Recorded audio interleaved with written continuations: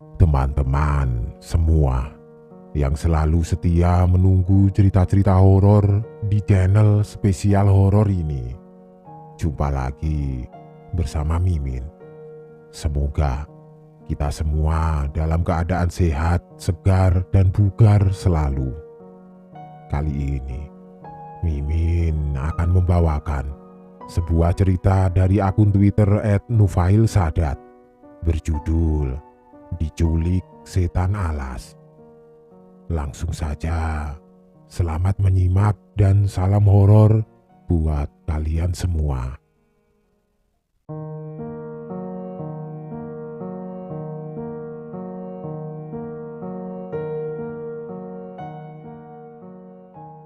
Halo semuanya, masih ingat denganku? Namaku Nufail Sadat dari Subah Batang atau Alas Ruban. Setelah kejadian yang kemarin aku ceritakan terjadi di desaku, perihal tumbal pesugihan, kali ini aku akan menceritakan kisah nyata kembali yang terjadi, bahkan lebih dekat denganku pribadi. Kisah ini dialami oleh tetanggaku yang tinggal berjarak 6 rumah dari rumahku. Aku mengenal secara pribadi dengan Lekdar dan Mbak Sri. Maaf, nama-nama tersebut bukanlah nama sebenarnya. Sudah selayaknya aku merahasiakannya demi menjaga kebaikan nama keluarga tetanggaku ini. Lekdar dan Mbak Sri adalah pasangan suami istri. Mereka tinggal satu dukuh denganku.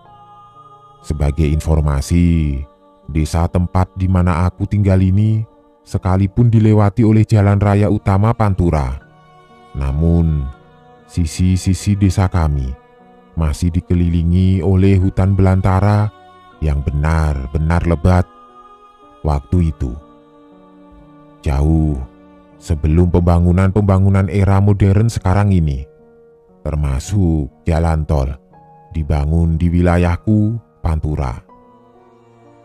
Dan belakang desaku, tepatnya belakang rumahku ini ada sebuah tanah lapang atau lapangan sepak bola kampung yang juga kebetulan ada di sisi pinggiran hutan.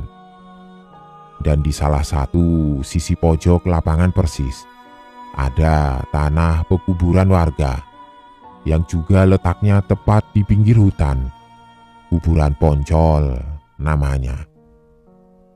Kisah ini terjadi dulu saat aku masih sekolah tingkat SMA, kira-kira 22 tahun yang lalu.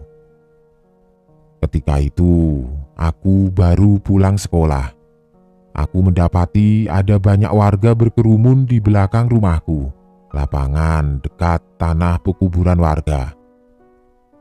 Karena penasaran dengan apa yang terjadi, aku tidak langsung masuk ke dalam rumah, melainkan ikut berkerumun dengan banyak warga di sana. Mencoba mencari tahu ada apa gerangan, dengan banyak bertanya-tanya pada para tetangga. Dari keseluruhan warga yang ada di sana, hampir semua mata tertuju pada tanah pekuburan di sisi hutan itu. Semakin penasaranlah aku. Ada apa ya kira-kira? Aku bertanya-tanya dalam batin. Kenapa dari setiap warga di sana tampak raut muka ketakutan dan kecemasan yang begitu lekat? Sekalipun hari sudah sore menjelang malam, warga masih tidak beranjak dari tempat bermula mereka berkerumun. Masih dengan rasa penasaran, akhirnya aku tahu atas hal apa yang terjadi saat itu. Untuk menceritakan awal mula kejadian, aku akan putar balik ceritanya sedikit. Jadi, tetanggaku ini, Lekdar dan Mbak Sri, terlibat dalam pertengkaran suami istri. Saking emosinya, Lekdar sampai juga menggunakan tangannya atau main tangan terhadap Mbak Sri yang adalah istrinya.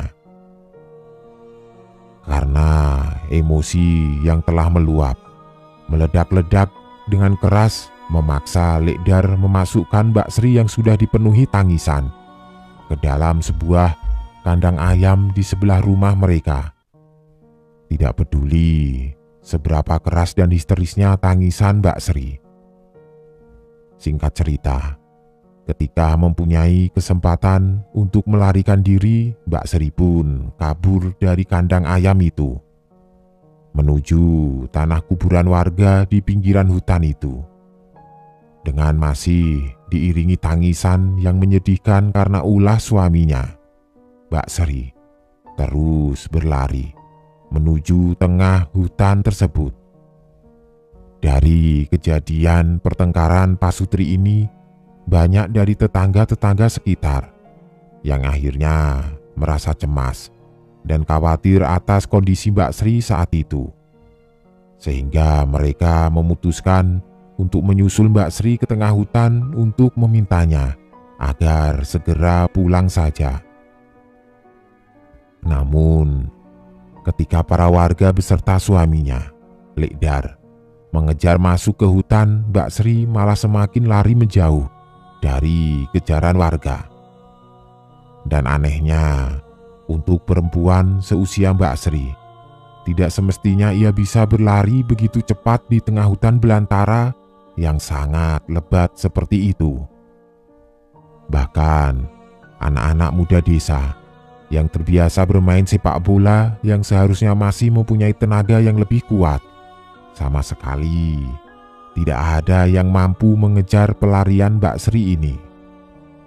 Padahal, keberadaan Mbak Sri juga masih tampak oleh mata para warga yang mengejarnya. Hanya saja, saat itu, sepertinya ia bukanlah Mbak Sri yang dikenal warga sehari-harinya. Atau entahlah, pikiran warga pun kacau serta takut memikirkannya.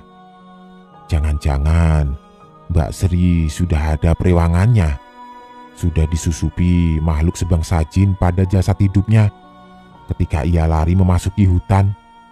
Dengan diliputi keputusasaan, Lekdar dan semua warga yang mengejar Mbak Sri akhirnya memutuskan untuk kembali ke desa.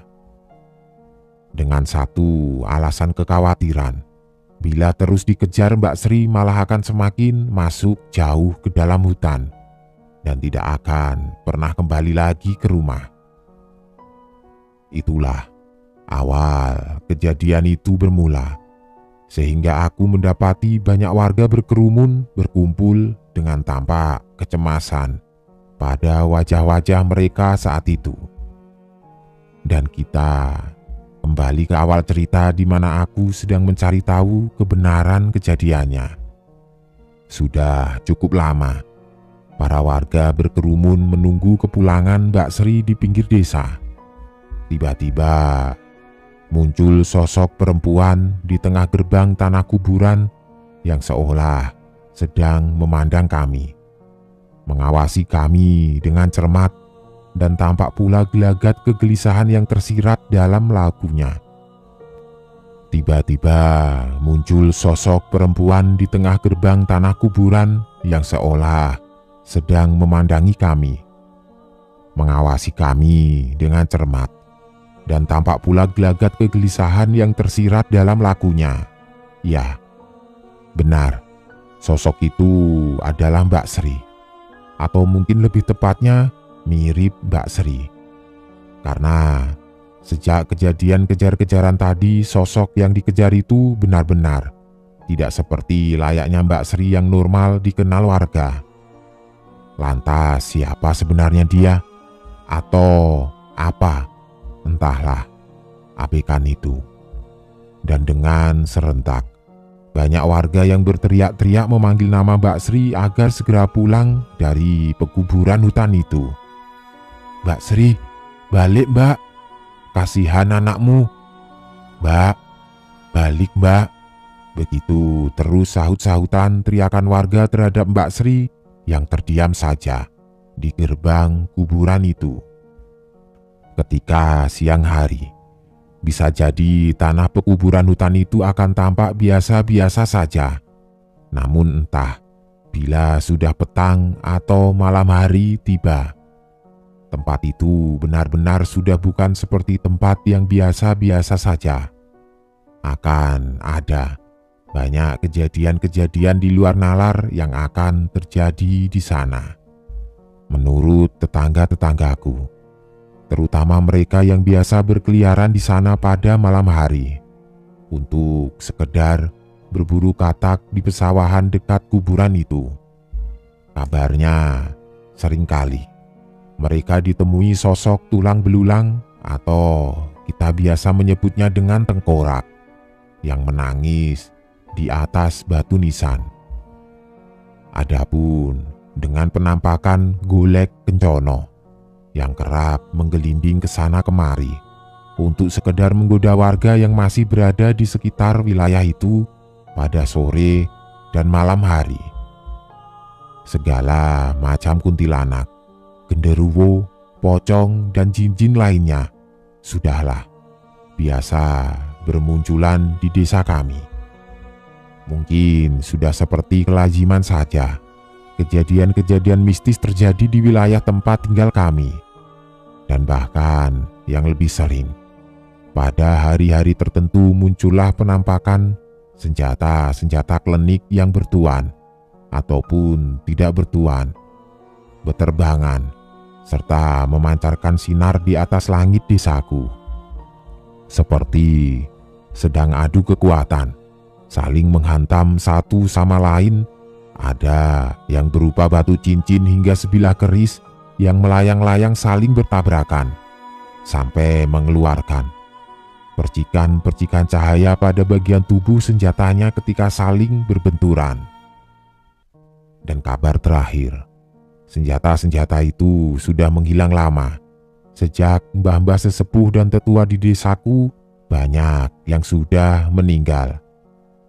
Banyak dari cerita, gaman, atau senjata-senjata itu sudah pergi untuk mencari tuan-tuan yang baru setelah ditinggal mati oleh pemilik yang lama. Dari berbagai macam kejadian itulah, ribuan kecemasan warga akan posisi dan kondisi Mbak Sri ini terjadi. Hari sudah petang, namun tidak ada tanda-tanda sama sekali Mbak Sri akan pulang. Nyatanya, ketika warga mendekatinya, ia akan lebih memilih memasuki hutan kembali dan menghilang. Waktu sudah hampir tengah malam. Para warga yang tadinya ramai berkumpul di pinggiran kuburan itu, satu persatu memilih pulang kembali ke rumah masing-masing. Adapun yang tersisa hanya sedikit, berharap Mbak Sri akan pulang. Begitupun Lekdar serta anak-anaknya yang tergolong masih kecil. Malam berlalu dan datanglah pagi. Aku berkegiatan selayaknya seorang siswa. Tidur, bangun, berangkat sekolah, dan pulang kembali. Hingga hari sudah beranjak sore. Aku pun telah sampai di rumah. Aku sempatkan mencari kabar perihal kejadian kemarin. Dan hasilnya, iya, banyak warga yang masih berkumpul kembali di tempat kemarin mereka berkerumun. Dan masih tidak mendapati perkembangan apapun. Bukan hanya warga asli desaku saja, melainkan sudah ada banyak warga-warga dari desa sebelah yang juga penasaran akan kejadian yang sedang terjadi ini. Nampaknya kabar tentang tragedi ini sudah menyebar luas hingga ke penjuru desa-desa tetangga. Sudah seperti keramaian pasar malam saja di tempat itu. Sebegitu ramainya, dengan bisik-bisik warga yang penasaran dan masih dengan raut kecemasan dan ketakutan di wajah-wajah mereka. Keadaan tidak mendapati perubahan sama sekali. Masih seperti kemarin. Warga mendekat Mbak Sri kembali lari masuk ke hutan lagi. Dan bila mana warga kembali pulang ke desa, sosok Mbak Sri ini akan kembali muncul di depan pintu gerbang pekuburan hutan itu lagi. Begitu seterusnya. Hanya saja bedanya dari kemarin, sosok Mbak Sri ini sudah lebih tidak bisa dinalar lagi. Saat warga mengejarnya, Mbak Sri bisa bertingkah layaknya binatang monyet yang bisa dengan mudah memanjat pohon jati yang besar-besar tanpa kesulitan, serta melompat dari pohon ke pohon lainnya. Semakin takutlah sudah para warga yang terlibat pengejaran sosok Mbak Sri ini. Bagaimana tidak, sosok yang mereka kejar sudah benar-benar berbeda dari biasa yang mereka kenal. Sudah seperti makhluk lain saja. Apakah itu sosok Mbak Sri? Ataukah jin jahat yang sengaja menyerupainya? Dan bila mana itu benar adalah Mbak Sri, bahkan sepandai-pandainya orang naik pohon, melompat antar pohon satu ke pohon lainnya, tidak mungkin bisa semudah dan selincah itu. Apalagi ia hanyalah seorang ibu rumah tangga biasa. Semakin kalut saja kecemasan para warga pada akhirnya. Hari sudah melewati waktu maghrib. Tapi warga bukan malah memilih pulang, melainkan lebih banyak lagi dan berdatangan untuk ikut membantu mencari Mbak Sri. Warga dari desa sebelah sampai desa-desa yang jauh, antara penasaran dan tergerak untuk ikut membantu menyelesaikan kejadian itu. Sampai pagi pun datang kembali. Hari ketiga, keempat, kelima, sampai hari ke-10, keadaan masih tetap sama. Bahkan, kejadian-kejadian aneh dari sosok Mbak Sri ini lebih kerap mengisi keseluruhan kejadiannya. Semakin aneh, tidak bisa dinalar, cemas, tegang, bercampur jadi satu. Itulah yang dirasakan banyak warga di sana.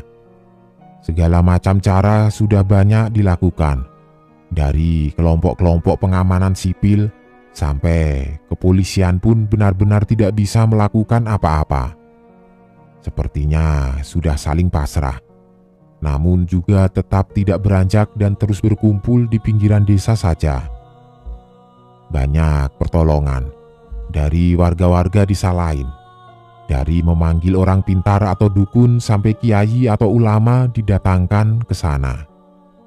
Kiai dari kota Pekalongan sampai kota Semarang juga sudah ada yang didatangkan di tempat kejadian, berharap kejadian datang sehingga Mbak Sri bisa pulang.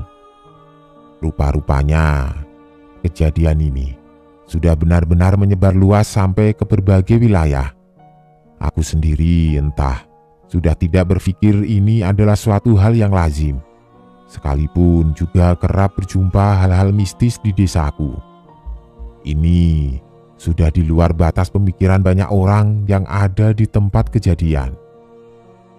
Setelah berapa lama, di hari ke-10 akhirnya ada sedikit titik cerah. Ada satu kiai yang akhirnya bisa berkomunikasi dengan Mbak Sri, yang juga masih terus berlaku hal yang sama. Dikejar, lari masuk ke hutan. Dan ketika warga kembali ke desa, ia muncul kembali di gerbang kuburan. Sang kiai berkata, sosok Mbak Sri ini muncul di kuburan itu hanya sedang berusaha mengincar anak-anaknya untuk ia bawa pergi bersamanya. Karena itulah, ia kerap kali muncul seperti sedang mengintai warga desa, dengan pandangan seperti layaknya harimau yang hendak menyergap mangsanya. Terang saja, seketika banyak di antara warga langsung menolak permintaan itu. Mengingat sosok Mbak Sri ini sudah tidak seperti layaknya Mbak Sri yang seperti biasanya. Dan segeralah Lekdar dan para warga terpilih untuk menyembunyikan keberadaan anak-anak Likdar dan Mbak Sri ini. Semakin mencekamlah keadaan selanjutnya.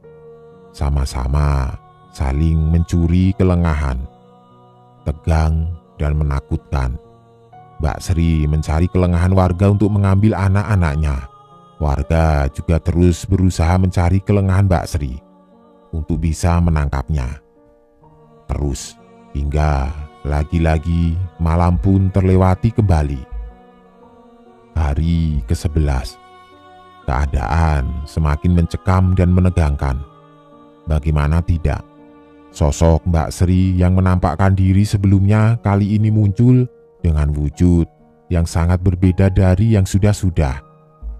Wajah yang tampak kemarin-kemarin kini berubah menjadi seperti perpaduan antara manusia dan siluman.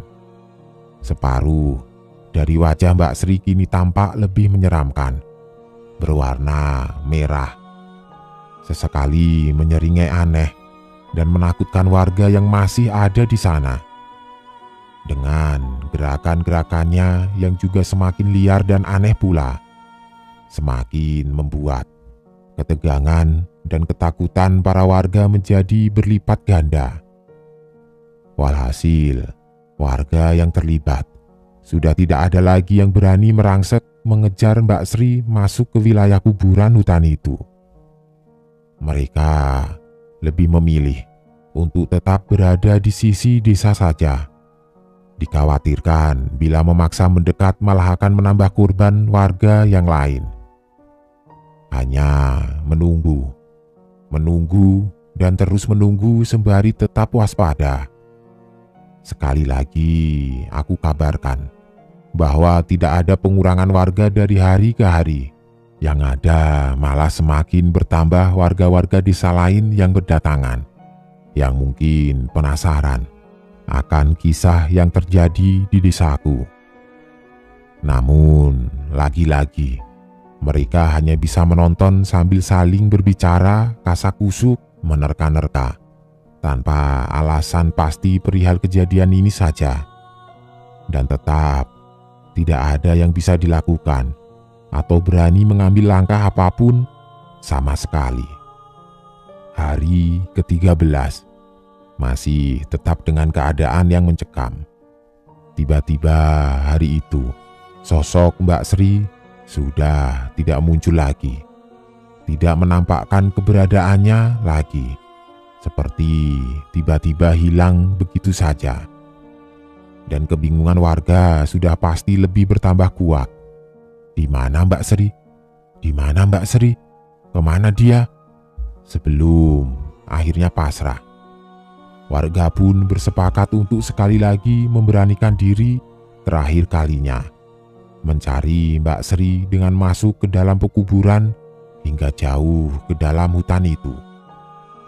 Dengan penuh kecemasan, ketegangan dan ketakutan, warga berduyun-duyun merangsek masuk ke dalamnya. Sampai ke sisi-sisi yang benar-benar tampak angker dan menyeramkan. Sekalipun waktu masih siang hari. Warga menyebar ke segala penjuru hutan. Namun tidak ada satupun yang berhasil menemukan tanda-tanda keberadaan sosok Mbak Sri di dalam sana. Dan akhirnya waktu sudah menampakkan tuanya. Warga yang terlibat pencarian memilih segera kembali ke desa. Mereka takut bila petang menjelang akan ada serangan-serangan tidak terduga. Entah dari makhluk-makhluk penunggu atau dari hewan-hewan buas yang tinggal di hutan itu. Kembalilah mereka ke desa dengan hampa dari tanda-tanda yang melegakan. Sama sekali. Sudahi saja. Mungkin sudah tidak ada kesempatan lagi. Mbak Sri sudah hilang. Dengan berbagai cerita kesedihan yang kuat merebak, satu-satunya yang akhirnya bisa diterima seluruh keluarga dan warga hanya pasrah dan ikhlas. Seketika saja menjadi sunyi di tempat itu. Banyak warga yang akhirnya memilih pulang karena hari sudah menjelang petang dan sepertinya memang benar-benar sudah tidak ada harapan lagi. Menyisakan sedikit saja orang-orang yang masih bertahan di sana. Itu pun hanya beberapa dari keluarga dan warga asli atau tetangga dari Lekdar saja. Masih di hari itu, 1-2 orang warga desa dikejutkan dengan kehadiran sesosok perempuan dengan pakaian seperti layaknya keseharian warga desa, berjalan memasuki desa.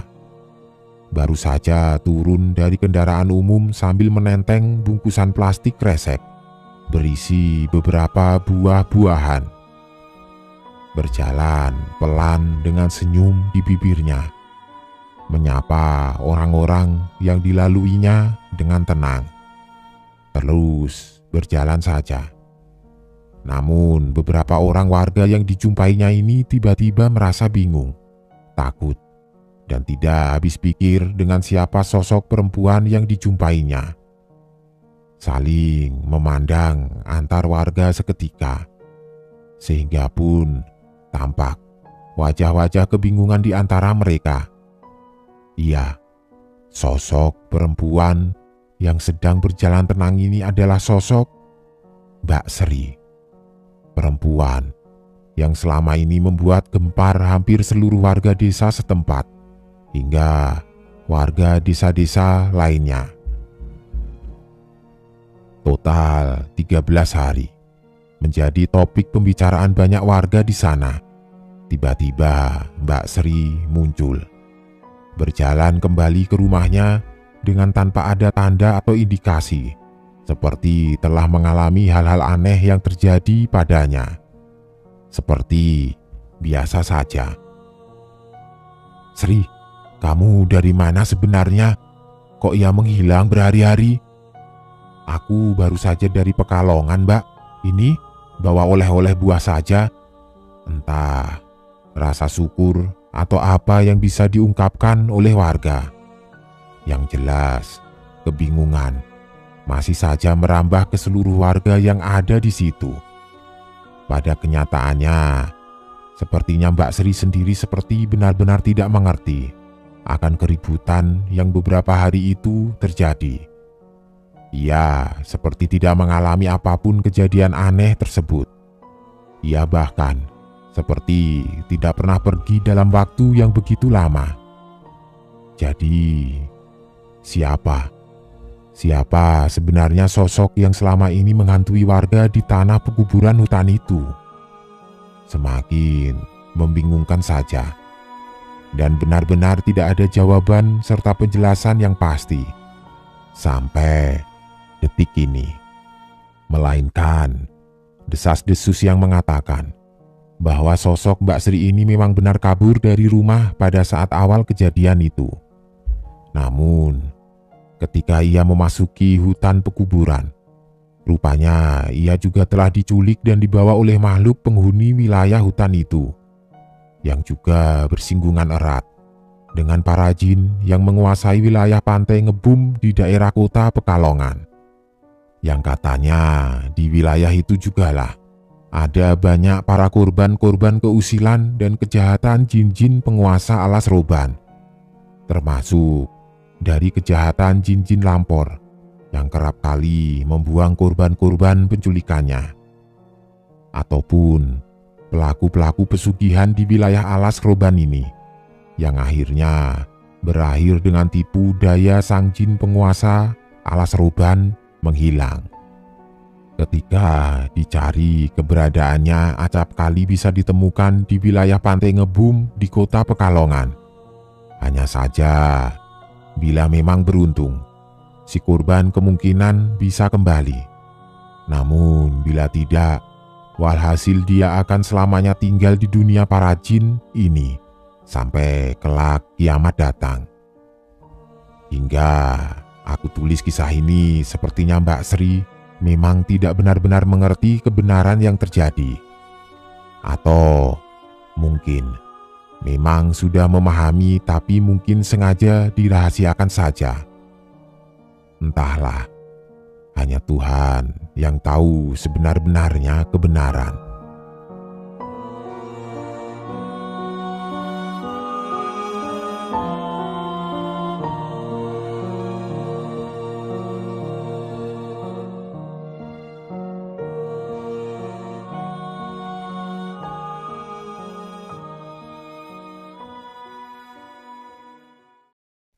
Satu lagi, sebuah kisah horor dari akun Twitter Jiku @jikumunya bercerita tentang pengalaman horor bersama hantu Belanda. Sebuah cerita yang akan membuat kalian merinding bersama-sama. Jadi, tanpa berlama-lama lagi, selamat menyimak baik-baik cerita horor kali ini. Semoga terhibur dan salam horor.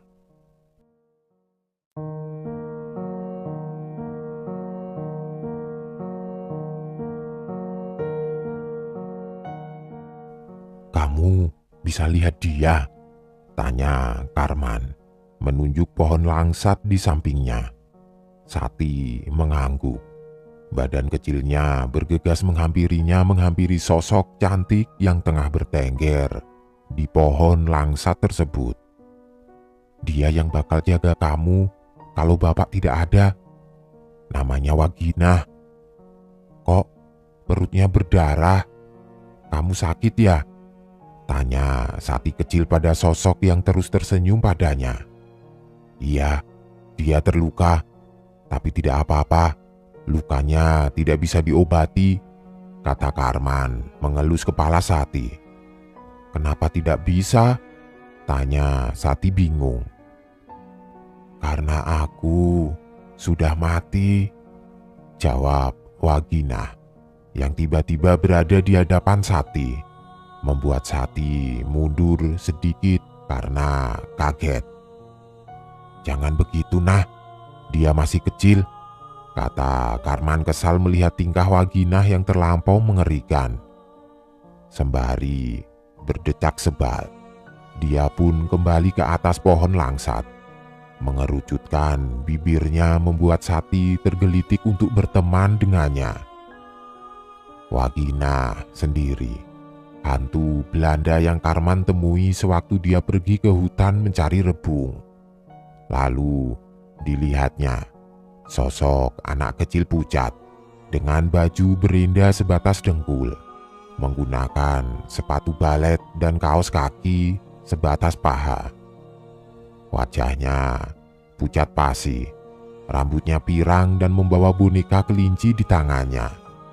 Karena Karman iba melihat anak itu seorang diri dan ingin ikut, karena hanya Karman yang bisa melihatnya. Dibawanya Waginah dengan syarat tidak mengganggu keluarganya.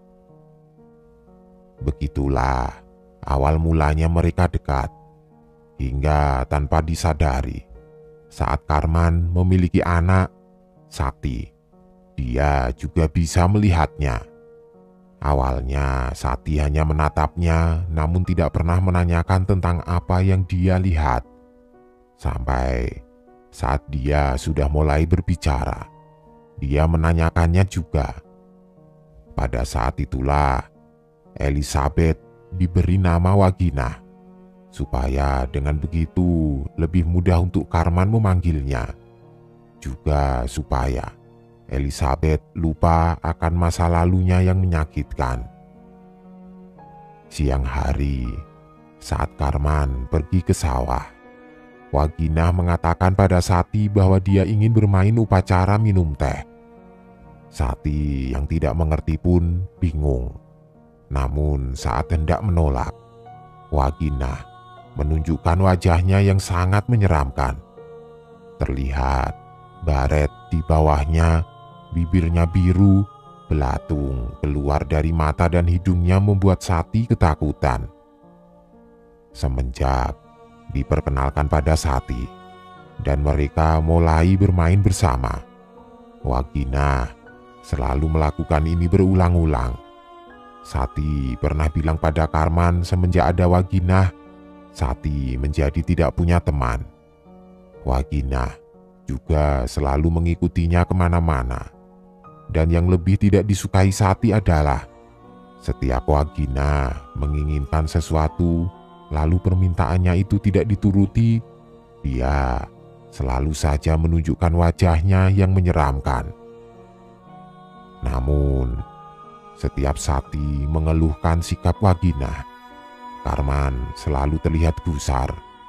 Ditatapnya mata Sati dengan tatapan kesal sembari berkata, "Begitulah caranya menjagamu. Tidak usah berteman dengan anak-anak lain. Mereka hanya ingin bersenang-senang. Jika terjadi sesuatu padamu, mereka tidak akan peduli."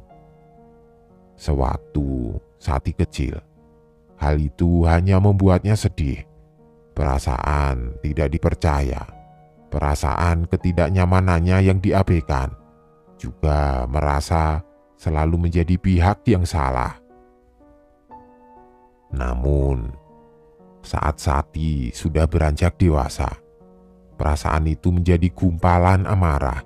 Sesuatu di hatinya yang dia timbun terlalu lama kembali meledak-ledak.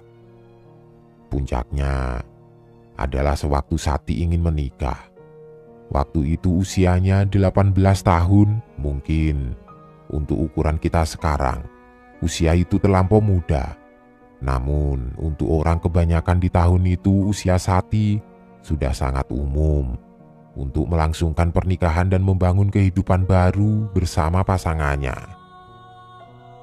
Wanita itu berani ditata. Aku tidak mau Wagina ikut masuk ke rumah ini. Sati menatap sedih calon suaminya. Bukannya tidak pernah untuk menjauhkan Wagina dari hidupnya, namun dia terikat pada Sati entah bagaimana awalnya. Bapaknya pun hanya berkata, "Kamu itu inang, sedangkan Wagina tidak akan bisa hidup tanpa inangnya." Itulah kata-kata Karman yang selalu membuat Sati mengerutkan keningnya karena kesal. Kesal sampai tidak bisa berpikir. Namun, di tengah pemikirannya muncul satu nama yang diyakini bisa menolongnya.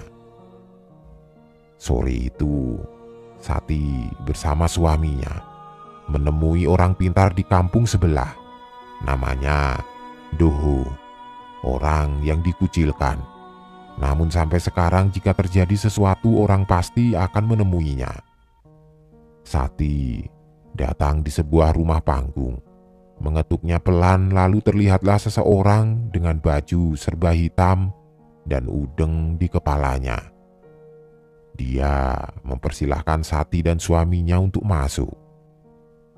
"Kamu bawa batur?" tanya Doho tersenyum pada sosok di sebelah Sati. Sedang suami Sati terlihat gusar. "Pokoknya saya mau itu bocah tidak ngikut saya, Mbah," kata Heri keras hingga urat di lehernya terlihat jelas. Santai saja, tidak usah pakai otot. Kamu pikir si Batur suka padamu? Tidak, jangan terlalu percaya diri. Ayo, jelaskan pokok masalahnya," jawab Doho sembari tertawa membuat suami Sati semakin kesal. "Jadi, kata bapak saya dan Batur terikat. Saya ingin lepas dari dia," kata Sati pelan. "Betapa tidak," raut wajah Wagina sudah tidak enak dilihat. "Bagaimana kalau saya bilang tidak bisa?" tanya Doho. "Pasti bapakmu tidak menjelaskan kenapa kalian berdua tidak terikat," kata Doho mulai serius. "Benar, Mbah," jawab Sati. "Bapakmu hutang nyawa. Itu sebabnya dibanding membelamu, dia lebih suka membela Baturmu. Lebih jauhnya tanyakan bapakmu. Jika sudah, baru datang ke sini lagi jika masih buntu." Sati mengangguk paham. Setelahnya pergi dari rumah Doho. Dalam perjalanan Wagina memandang wajah Sati lalu bertanya, "Apa sebegitunya kamu membenciku?" tanya Wagina. "Kenapa masih tanya?" jawab Sati kesal. "Membuangku hanya akan membuatmu repot," jawabnya. Sebelum akhirnya menghilang. Sedang Doho mengamati dari kejauhan sembari tersenyum. Betapa kisah Sati dan Waginah begitu mencuri perhatiannya. Sati berjalan gusar, menemui bapaknya yang tengah mengaduk kopi. "Bapak, hutang nyawa sama si Waginah. Terus, kenapa Waginah ikut aku? Bukannya bapak yang punya hutang nyawa?" tanya Sati menggebu-gebu. Sedang pertanyaan Sati berhasil membuat Karman menghentikan aktivitasnya. "Tahu dari mana kamu?" "Doho." "Lancang," umpat Karman kesal. "Harus lancang dulu, biar bapak mau bicara. Aku inginnya jelas, tidak abu-abu." "Suruh calonmu keluar, baru bapak mau menjelaskan," kata Karman culas. Sati menyetujuinya. Disuruhnya keluar calonnya dari dapur. Walaupun kesal, akhirnya dia keluar menyisakan Karman dan Sati. "Bapak hampir jatuh ke jurang saat mencari rebung. Waginah yang menolong dengan syarat dia mau ikut. Kamu tahu kan, orang akan sangat ketakutan jika dihadapkan dengan kematian. Bapak tidak punya pilihan lain selain menyetujuinya. Sedang kenapa dia menempel padamu karena dia menyukaimu. Kelahiranmu sungsang. Itulah sebabnya ibumu meninggal. Dia yang mengasuhmu sedari bayi saat bapak harus pergi mengurus kebun. Secara tidak langsung, kalian terikat." Sati mendengarkannya dengan seksama. Namun, seperti anak pada usianya, dia akan kesal jika keinginannya tidak dipenuhi. Merajuk atau marah adalah hal lumrah untuk anak seusianya. Dia tidak berkembang karena dia sudah mati. Karena itulah bagimu dia menyebalkan. Tapi manusia dan makhluk sepertinya tidak akan bisa hidup berdampingan, Pak, sela Sati. "Ya, kamu mengatakannya karena tidak berada di posisi bapak. Jika menurutmu hal itu tidak baik, carilah cara sesukamu. Apa yang sudah bapak awali, bapak juga tidak tahu cara mengakhirinya." Sati mengernyitkan dahinya. "Dasar Doho. Jadi inilah yang dia bilang jalan buntu. Pada akhirnya aku akan kembali lagi ke tempatnya." Sati bangkit dari tempat duduknya. Ditinggalkannya Karman yang kembali sibuk mengaduk kopinya dalam hening. Malam kian hening saat Sati mulai terpejam. Namun di separuh sadarnya Waginah membaringkan badan di sebelah Sati sembari menatapnya sendu. Ditatapnya Sati hingga terbangun lalu sedikit tersentak melihat Waginah yang menatapnya tidak berkedip. "Aku bisa menjagamu lebih baik dari Harry. Asal kamu tahu saja, Harry memiliki niat buruk terhadapmu," kata Waginah datar. "Itu sebabnya aku membencimu. Kamu terlalu membatasi kemauanku. Seakan semua orang memiliki niat buruk terhadapku," jawab Sati tajam. "Dasar pribumi, kamu sudah dewasa namun masih merajuk seperti bocah. Harusnya tanpa aku beritahu, kamu sudah mengerti betul ada yang tidak beres dengan Harry calonmu," kata Waginah bangkit dari kasur. "Andai kamu tidak terlalu membatasiku, pasti kita masih bisa bersama," kata Sati pedas. Pagi-pagi sekali, Sati kembali menemui Doho tanpa Harry. Karena kebetulan hari ini Harry harus mengantar ternak ke pasar untuk dijual. Tok tok tok. Tidak lama kemudian, Doho membukakan pintu sembari tersenyum. Bukan ke arah Sati, namun ke arah Waginah. "Masuk," suruh Doho pada keduanya. "Langsung saja, aku mau cara supaya dia tidak lagi mengikutiku," kata Sati gusar. Kenapa terburu-buru sekali?" tanya Doho. "Cepatlah Pak D, saya tidak mau berlama-lama," imbuh Sati. "Sudah lama kamu tidak panggil aku Pak D, Sat. Biasanya juga mengasingkanku dengan kata mbah, jawab Ndoho tersenyum kecut. Kali ini saya mohon, kata Sati memelas. Waktu aku memohon ke bapakmu untuk membantuku sedikit, beliau pun tidak mau. Itu karena bule meninggal karena Pak D. Aku juga baru tahu tatanan keluarga saat bapak cerita semalam. Bule meninggal karena Pak D nyelamatin bayi perjanjian yang nyatanya tetap diambil angklek-angklek. Ya nyatanya Pak D-mu tidak bisa menjaga bulekmu, Wati. Saya tidak mau berakhir kayak Pak D, kata Sati menunggu reaksi dari Ndoho. Biar ku beritahu sedikit, Wagina, bentengmu yang paling kuat. Jika nanti dia pergi, pasti akan susah untukmu. Dia menjagamu karena dia tidak pernah dijaga orang tuanya. Tapi jika itu tidak membuatmu tergugah, kembalikan dia ke tempat asalnya, tempat di mana bapakmu menemukannya. Ambil kain rendah yang disembunyikan bapakmu. Kembali kuburkan kain itu di mana bapakmu menggalinya, kata Ndoho pelan. Pak D tidak tahu di mana persisnya, cuma bapakmu yang tahu. Sati mengangguk paham. Bapak mungkin masih marah karena kehilangan Bule Wati, tapi aku sudah ikhlas. Pak D bisa datang ke rumah jika Pak D mau. Lambat laun, Bapak pasti bisa memaafkan. Ndoho mengangguk sembari tersenyum sendu, membiarkan Sati keluar dari rumahnya. Sesampainya di rumah, Sati langsung menuju lemari mencari kain rendah yang dibicarakan Pak D-nya. Dibongkarnya seisi lemari bapaknya. Kotak-kotak kecil, laci-laci tidak luput dari pencariannya. Sampai sesuatu terlihat dari balik bantal. Ketemu, kata Sati, mengamati kain rendah yang buluk terkena tanah, seperti potongan baju yang sudah usang. Mau kamu bawa kemana aku? Tanya Waginah kesal. Kembali ke asalmu, jawab Sati dingin. Kamu akan menyesal, kata Waginah. Kamu yang akan menyesal karena membatasi apa yang aku mau.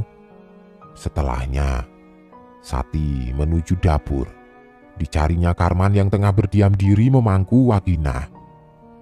Bapak mau ngabisin waktu sama Waginah sebelum Waginah kamu antar pulang, kata Karman sembari menyisir rambut Waginah.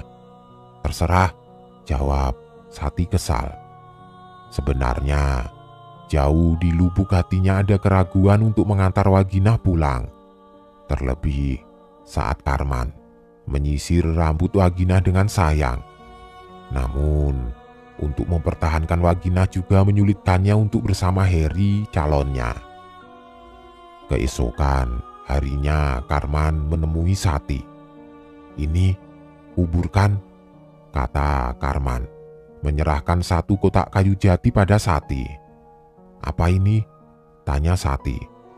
Ini kotak jati untuk menaruh kain rendah yang kamu bawa. Tempatnya ada di lereng gunung, di dekat jurang dekat pohon-pohon bambu. Apa yang terjadi padaku saat Waginah tidak lagi bersamaku? Tanya Sati memastikan. Sesuatu yang Waginah bentengi darimu. Hanya itu yang Waginah kasih tahu.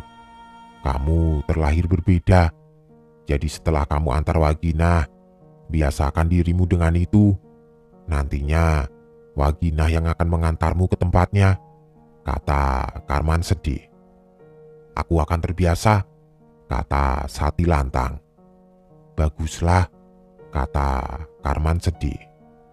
Ayo, ajak Sati pada Waginah yang bangkit dari pangkuan Karman. Waginah memandang Karman sesaat sebelum akhirnya mengikuti Sati. Waginah jalan terlebih dahulu. Dari jalan yang lenggang mereka melewati jalan setapak. Dari jalan setapak mereka melewati pohon-pohon besar. Dari pohon-pohon besar mereka mulai melewati rumput yang setinggi dada, membuat Sati sedikit takut. Seringkali Sati mengeluarkan pisau untuk memberi tanda pada setiap pohon supaya dia tidak tersesat saat pulang nanti. "Kenapa dulu Bapak bisa sampai ke sini?" tanya Sati kepada Waginah memecah hening. "Untuk memberi ibumu makan. Bapakmu sangat miskin hingga tidak bisa beli lauk." "Kenapa kita bisa terikat?" tanya Sati lagi. "Karena aku menyukaimu. Kamu kecil dan rapuh, juga bodoh. Banyak anak membuatmu jatuh. Namun kamu masih ingin berteman dengan mereka, lalu memarahiku karena aku menjagamu," jawab Waginah datar. "Begitukah aku di matamu saat aku kecil?" tanya Sati. "Iya, hampir mirip denganku. Kamu mempercayai seseorang dengan mudah, sama sepertiku. Bodoh sama sepertiku. Menjagamu adalah sesuatu yang tidak pernah dilakukan orang tuaku," kata Waginah. "Apa kamu mencoba membuatku iba?" tanya Sati menyelidik. "Tentu tidak. Aku menceritakan bagaimana kita terikat seperti yang kamu tanyakan," jawab Waginah kesal. Tidak lama, mereka berada di tanah yang lapang, namun dekat dengan jurang. Tanah itu lapang dengan pinggiran jurang banyak ditumbuhi pohon bambu. Sedangkan di tengah-tengahnya terdapat satu pohon dengan boneka ditancapkan di salah satu rantingnya. Di bawahnya terdapat batu. Waktu Sati sampai di tempat itu, langit sudah mulai kemerahan, menandakan jika hari akan gelap. Tanpa menunggu lama, Sati mengeluarkan pisau dari dalam tasnya mulai menggali tanah di bawah batu itu. Sedang Waginah hanya melihatnya dari atas batu. Lambat laun, mulai terlihat kain berinda yang mirip dengan kain yang Sati bawa. Dikeluarkannya kotak kayu yang dia taruh di dalam tas. Setelahnya mengeluarkan kain yang di bawahnya terdapat belati dengan gagang berwarna perak, bertuliskan "Wordless", namun tidak ada kerangka ataupun mayat dari Waginah sendiri. Melihat belati yang dipegang Sati, lambat laun Waginah berubah menjadi sosok yang sangat menyeramkan. Matanya merah, menatap marah pada belati itu.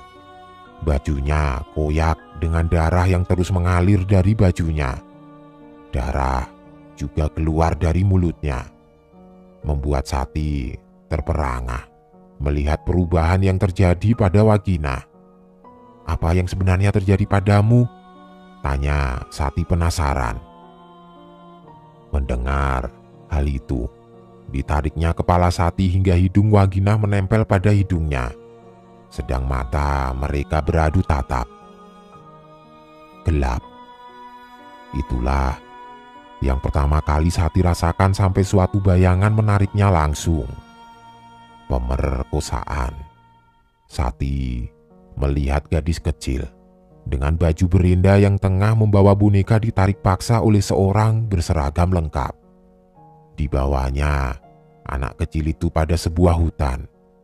Sati menutup matanya saat satu persatu orang yang berseragam itu mulai melecehkan Waginah.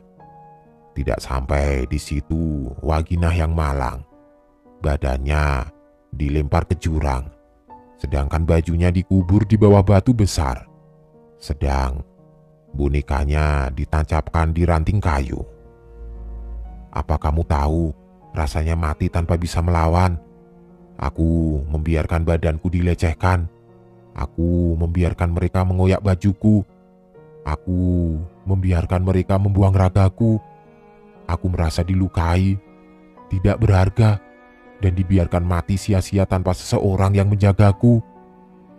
Setelahnya, rasanya sepi, tidak punya teman. Namun, semuanya berubah saat Bapak membawaku pulang. Sebelum ada kamu, dia menjagaku, mengajakku bicara. Aku mati, tapi rasanya hidup, rasanya hangat. Dia selalu bercerita tentang masalahnya padaku, mengeluh, kadang menertawakan hidup. Aku menyukainya. Begitupun saat kamu lahir, kamu begitu kecil dan menggemaskan. Menyenangkan melihat binar di mata Bapak saat melihatmu pertama kali. Namun, setelahnya sedih karena harus kehilangan ibumu. Saat melihatmu, terngiang wajah ibumu.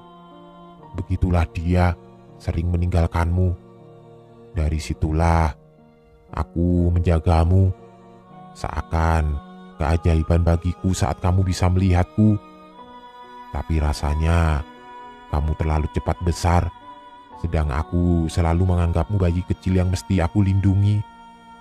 Kamu terlahir istimewa, Sati. Mulai saat ini, aku ingin beristirahat dengan tenang. Setelahnya, kamu mesti berjalan di kakimu sendiri, tanpa aku bisa menuntunmu. Terima kasih atas cinta dan kehangatan yang kalian beri. Dengan menjagamu, menghilangkan dendam yang menggumpal di dadaku. Kini, aku bisa pulang. Tangis Sati pecah saat lambat laun tangan Waginah mulai pudar hingga menghilang. Sembari masih terisak, diangkatnya sisa baju yang masih di tanah. Mengibasnya pelan, lalu memasukkan baju ke dalam peti. Setelah menguburkannya, diambilnya kapur yang dia bawa untuk penanda jalan. Dituliskannya nama di batu tersebut, Waginah. Setelahnya, dengan masih terisak, Sati memanjatkan doa. Selamat jalan teman kecilku, kini kamu tidak sakit, juga bahagia di atas sana, ucap Sati beranjak dari batu tersebut menembus pekatnya hutan. Namun, baru saja Sati bangun, sesuatu yang aneh langsung dia alami. Dia sendirian sebelum Waginah pergi. Namun, saat Waginah pergi, hutan tampak begitu ramai. Degup jantungnya terasa bising di heningnya malam. Ditundukkan kepalanya yang tidak henti melihat sesuatu yang semestinya tidak dia lihat, sembari menenangkan badannya yang tengah gemetaran.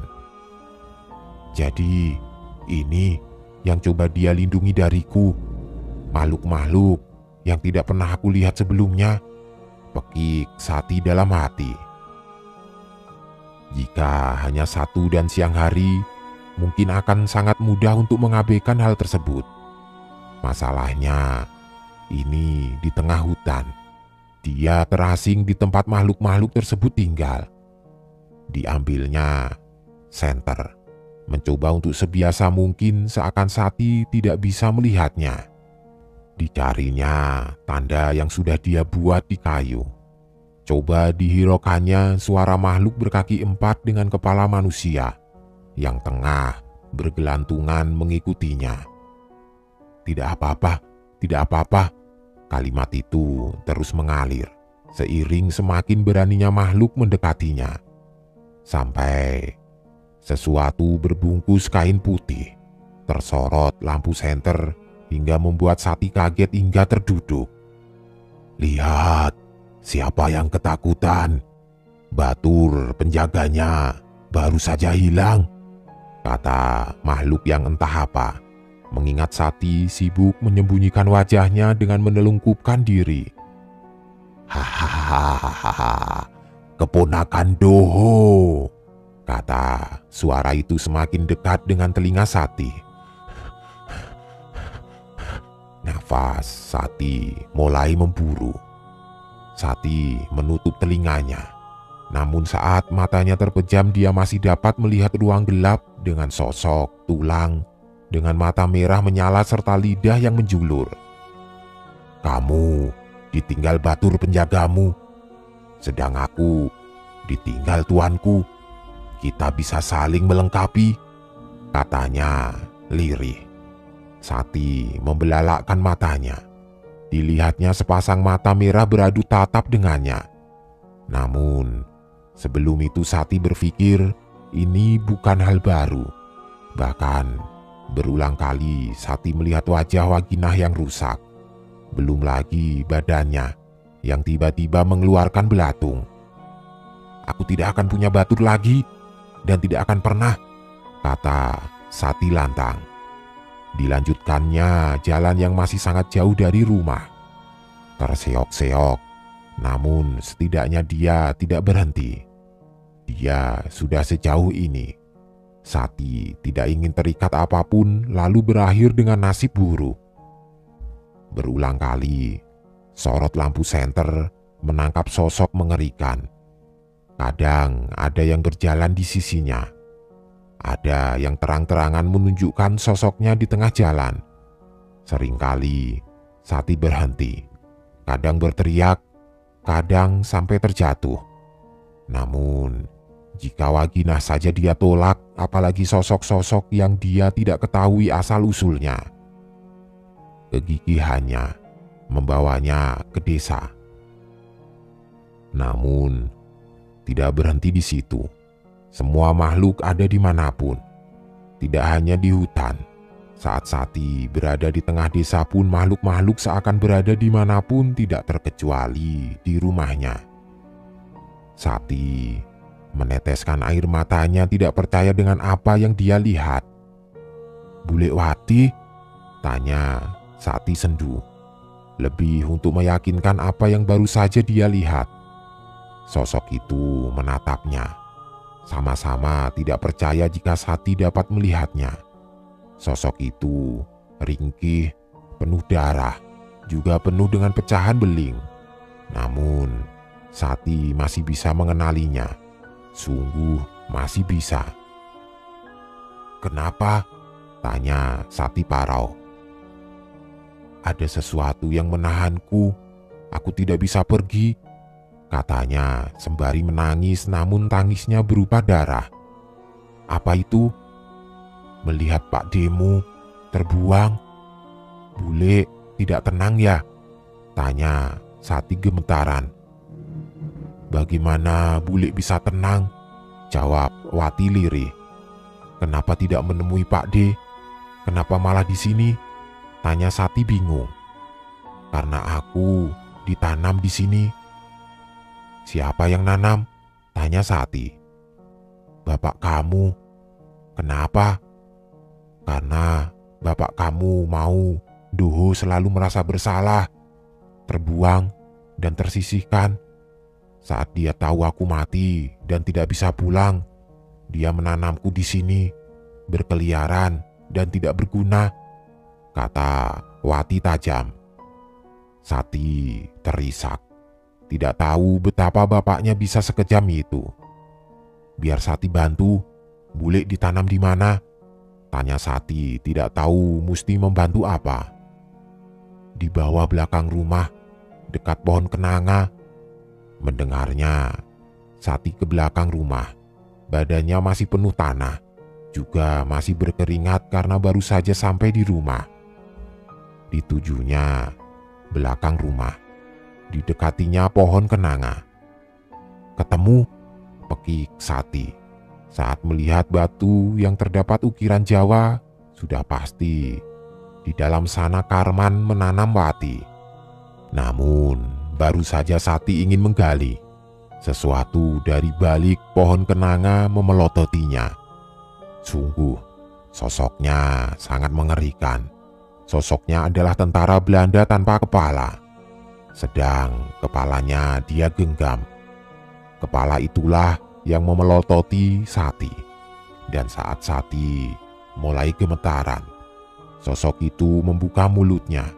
Dari sana keluar belatung serta kelabang. Sati berteriak kalut. "Bukan hanya aku yang ditanam di sini, bapakmu.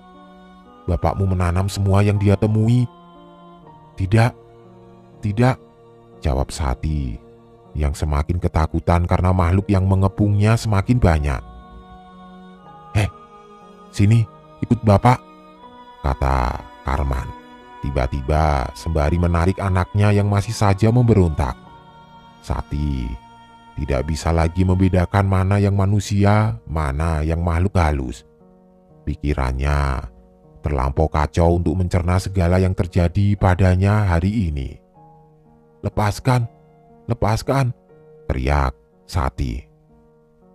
Tiba-tiba, sebuah tamparan mendarat mulus di pipinya. "Lancang kamu, sudah kamu lepas si Waginah? Mau kamu lepas juga semua yang sudah Bapak dapat dengan susah payah?" "Hah?" tanya Karman murka.